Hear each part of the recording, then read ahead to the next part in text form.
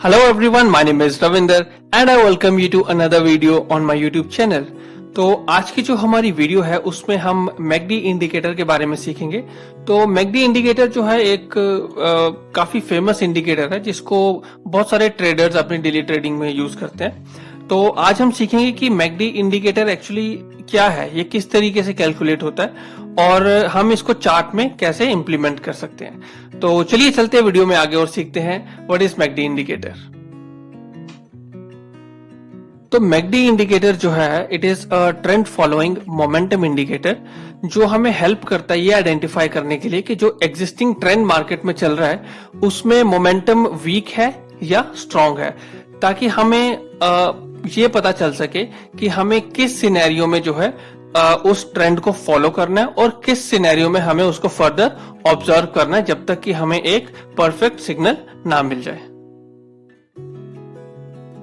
तो McD indicator जो है मेनली उसके 3 कंपोनेंट्स होते हैं, एक हमारा मैकडी लाइन, एक सिग्नल लाइन और एक हिस्टोग्राम। तो जो मैकडी लाइन है, अगर हम 12 पीरियड एक्सपोनेंशियल मूविंग एवरेज को 26 पीरियड एक्सपोनेंशियल मूविंग एवरेज के साथ माइनस करें तो हमारी जो मैकडी लाइन की वैल्यू है वो निकल के आती है। उसी तरीके से जो सिग्नल लाइन है that is 9 period EMA of McD line, और जो हिस्टोग्राम है वो मैकडी लाइन और सिग्नल लाइन के बीच का जो डिफरेंस है उसकी हेल्प से जो है हमारी हिस्टोग्राम की वैल्यू कैलकुलेट होती है।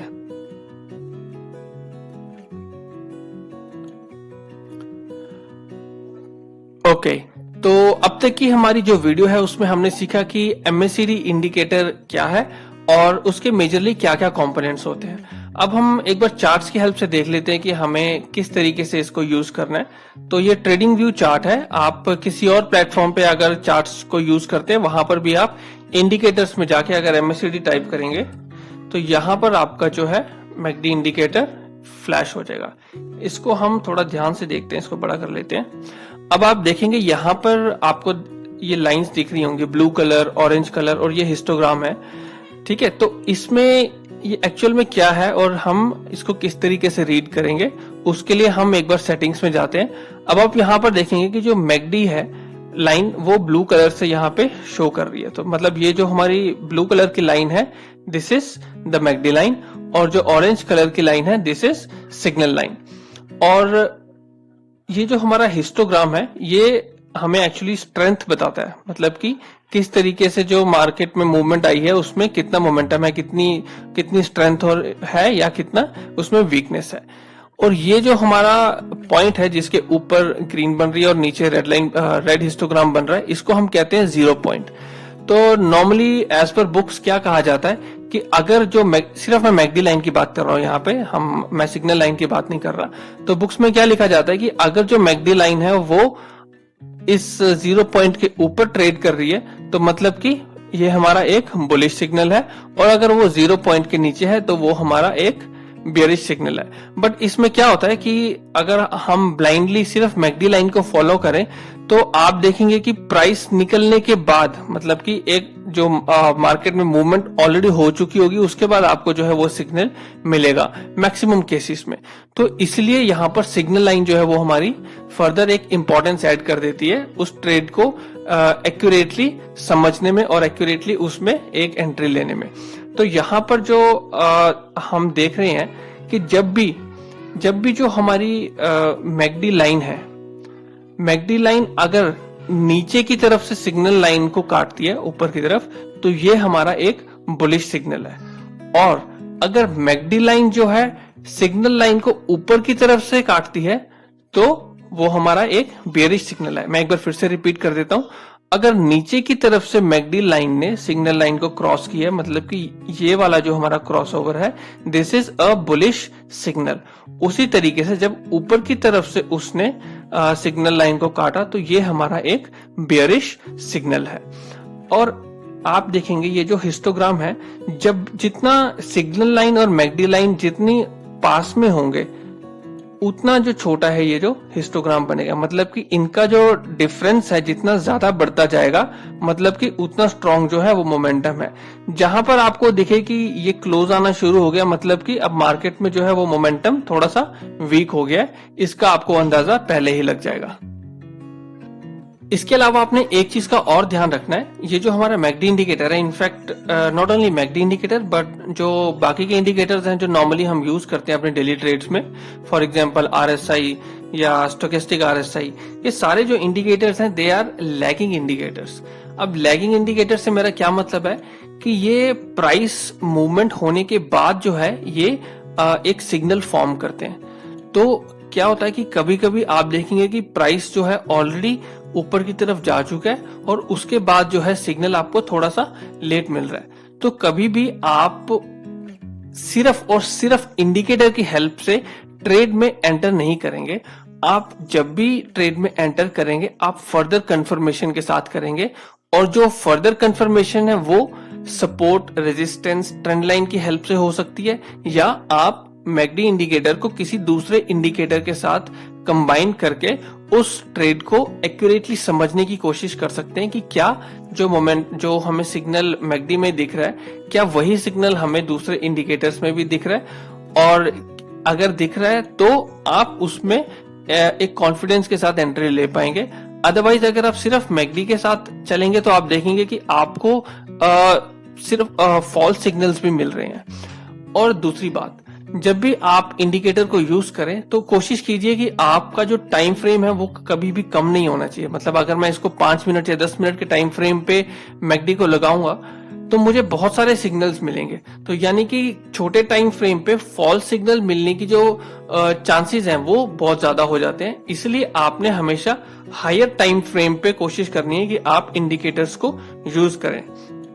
तो यहाँ पर एक्सिस बैंक का जो चार्ट है हमारे सामने खुला हुआ है, हम इसको डेली टाइम फ्रेम पे एक बार एनालाइज करके देख लेते हैं कि किस तरीके से जो है हम मैकडी इंडिकेटर को स्टडी करेंगे।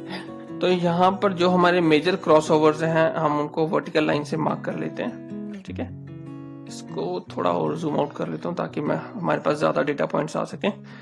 अब यहाँ पर एक मुझे क्रॉसओवर दिख रहा है, एक मुझे यहाँ पर क्रॉसओवर दिख रहा है, उसके बाद मार्केट यहाँ पे थोड़ा सा फ्लैट होगी। ओके, एक मुझे यहाँ पर दिख रहा है, एक यहाँ पर भी है। तो यहाँ पर इस चार्ट में हमें जितने भी क्रॉसओवर्स दिख रहे हैं मेजरली हम उन सबको मार्क करेंगे।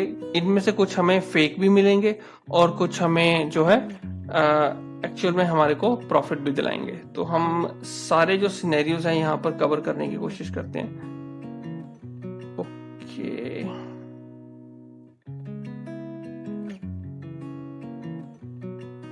चलिए, तो ये जो मेजर हमारे क्रॉसओवर्स है ये हमने मार्क कर लिए। अब हम इसको थोड़ा सा जूम इन कर लेते हैं और इसको देखते हैं। ओके, तो ये more than a year data हमारे पास है इस टाइम पे चार्ट्स पे। तो ये 19 फेब 2021 पे हम देखेंगे कि हमें यहाँ पर एक क्रॉसओवर दिखा जिसने हमें एक बेयरिश सिग्नल दिया। तो अगर आप यहाँ पर ट्रेड में एंटर करते तो आप देखिए आपको एक अच्छी मूव जो है यहाँ पर मिल जाती। मतलब कि इस सिग्नल के फॉर्म होने के बाद यहाँ पे 19 फेब को जो हमारी कैंडल क्लोज हो गई तो नेक्स्ट डे का जो ओपनिंग प्राइस है हमारा दैट इज 749 पे। अगर आप इसको सेल करते तो ये हमारा जो है 630 तक गया। एक स्टॉक के हिसाब से ये काफी बड़ी मूवमेंट है, 80-90 पॉइंट्स की जो मूवमेंट आ रही है। और इसके बाद इस पॉइंट पे अब आप देखो कि यहाँ पे हिस्टोग्राम जो है वो कॉन्ट्रैक्ट होना शुरू हो गया, राइट। तो यहाँ पे और फर्दर हमें यहाँ पे एक बुलिश जो सिग्नल है वो भी मिल रहा है कि काइंड ऑफ एनगल्फिंग कैंडल हो गई है यहाँ पे हमारी। और एक कंसोलिडेशन के बाद ये हमें एक क्रॉसओवर और मिला जिसने हमें एक बुलिश सिग्नल दिया। तो यहाँ पर आप बुलिश एंट्री लेते तो आपको यहाँ तक का मोमेंट एक मिल जाता।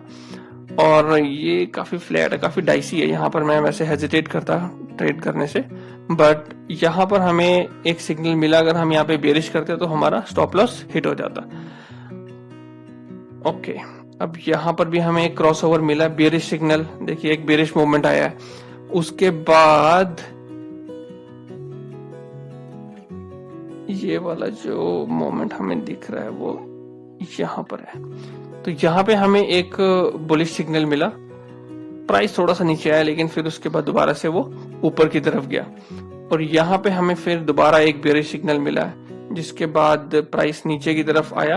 हालांकि ये फिर ऊपर गया, बट यहाँ पे अगर आप रिस्क रिवॉर्ड फॉलो करेंगे तो आपको 1:2 इनफैक्ट 1:3 का भी जो है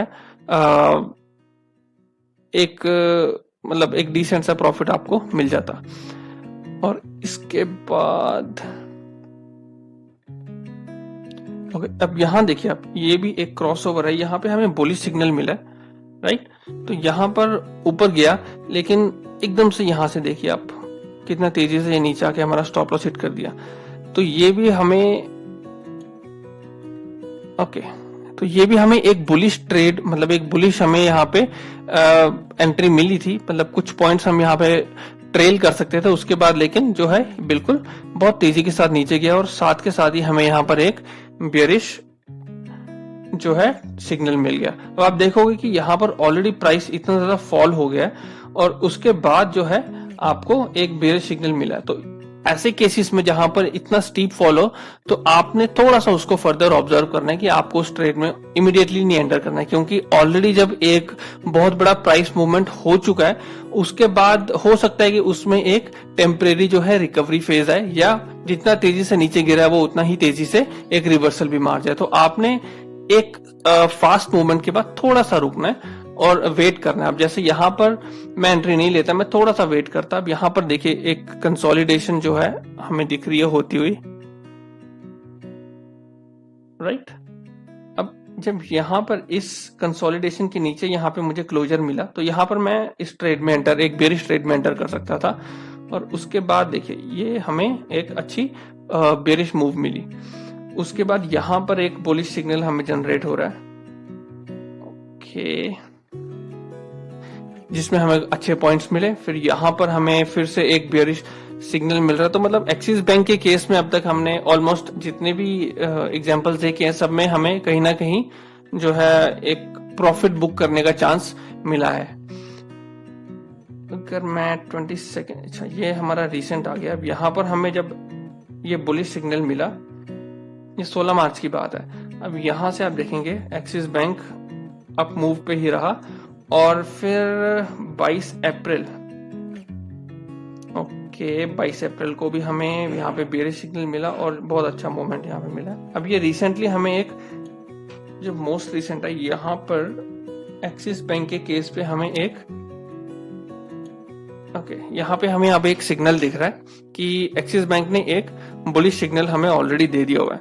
तो अगर हम यहाँ पर इस क्लोजर के बाद जिस दिन हमें सिग्नल मिला, अगर हम इस डे के ओपन पे एंटर करते 669.70, तो समवेयर अराउंड 670 के प्राइस पे अगर हमें यहाँ पर एंट्री मिल जाती, तो अभी हमारा 18 अराउंड 22 पॉइंट्स का जो है हमारा प्रॉफिट रनिंग होता।